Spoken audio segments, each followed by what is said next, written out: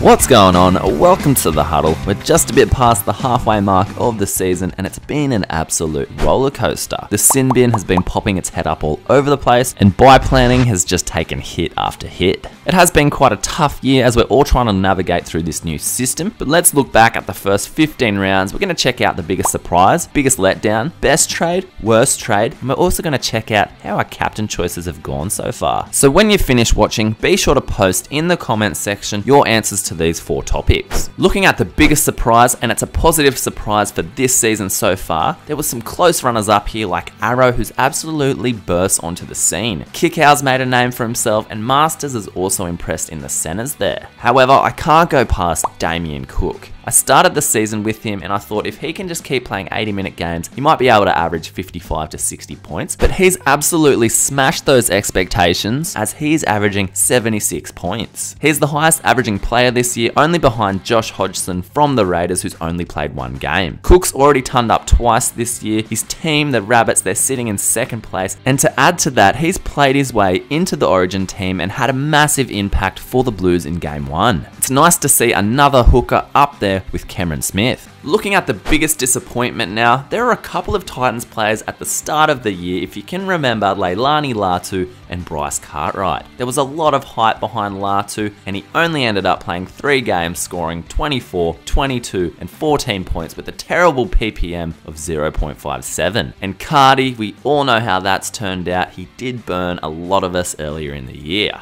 But despite those frustrations, I've got to give my biggest disappointment to Jordan Rapana, aka Rapana. Last year, he turned up 5 times and averaged 71 points. This year, he's had a dramatic drop in that average. He only averages 50 points and his highest score so far has been 83. Unfortunately, now he's done his hemi, he's going to be out for around 8 weeks and he's going to miss that round we all wanted him for, round 17. He started the year priced at 640k and he was one of my first picked center wings. That was due to the likes of Tommy Turbo not having dual position anymore, and I thought Rapana was just a set and forget, maybe punch out an average of around 60 points. But now he's only worth around 473k. Very disappointing, a big letdown, especially with that long-term injury. It hasn't helped though at the Raiders there with players on his inside just dummying and running themselves, and he was seeing great ball last year, especially with Josh Hodgson in the team. Hodgson's now back, but we won't know until maybe a few rounds towards the end of the season if Hodgson really does have a positive impact on Rapana. So back to more of a positive note, the best trade so far this season has to be trading in Blake Ferguson for Latrell Mitchell in round 13. Now I was tossing up whether to keep Latrell despite his lazy hit up numbers, as those goal kicking duties are helping him maintain a solid average. But Fergo seems to be the 2nd choice goal kicker there at the Roosters, and he did get dropped from last year's Origin team and that seems to have fired him up. Fergo has scored 87, 93 and 99 over the past 3 rounds. I was originally planning just to get him in for that first buy round and maybe look to get rid of him for some round 17 coverage, but with the lack of centre wing quality available at the moment, he isn't going anywhere. Now the worst trade of the season so far would have to be back in round 7 when I traded in Riley Jacks for JMK or Jeremy Marshall King. JMK was around 279k, Jacks was around 259, so it only freed up 20k, but Jacks had a super low break even and he was set for a nice price rise. But I ended up wanting to hold Jacks for some round 17 coverage, but Jacks had a few shockers, a few low scoring games and his break even got really high, so after round 11 I ended up selling him for only 282k. This was a terrible use of trades. I burned 2 trades, only made 43,000. It would have been better to just trade out Jacks when he was 355k after round 9. So now we're going to go have a look at how our captain choices have gone so far, but before we do, pause the video and go to the comment section and write down your biggest surprise, biggest letdown, best and worst trades of the season so far. So looking back over the first 15 rounds, here are the captain scores. The red scores are when I captain riskier fullbacks, Teddy and Turbo. The white scores are those safer forward options, and the blue score there in round 13 is when I use my VC loophole. So I've only used the VC loophole once when I looped Marty Tapau's score in that buy round. So you can see there I've only got 2 red scores. That means I only captain a fullback, a riskier back twice, and both of those times I got absolutely destroyed. So from round 8 onwards I haven't captained a back just because of those 2 times that when I did, it didn't pay off. So for the remainder of the season I'll probably keep it safe unless I need to drastically move move up the rankings to achieve my goal of the top 1000. The safe option though, those white score, they haven't always been kind, but altogether there they've been pretty decent. So looking at those 15 captain scores, the average from those scores is 129 points, which is 65 points per game for those players. Now I feel in past years you really want your captain average around 80, but this year's been pretty tough. There's been a few changes, so I'm not too upset with that average. With only 2 buy rounds this year, captain choices will and have been having a massive impact on our ranking.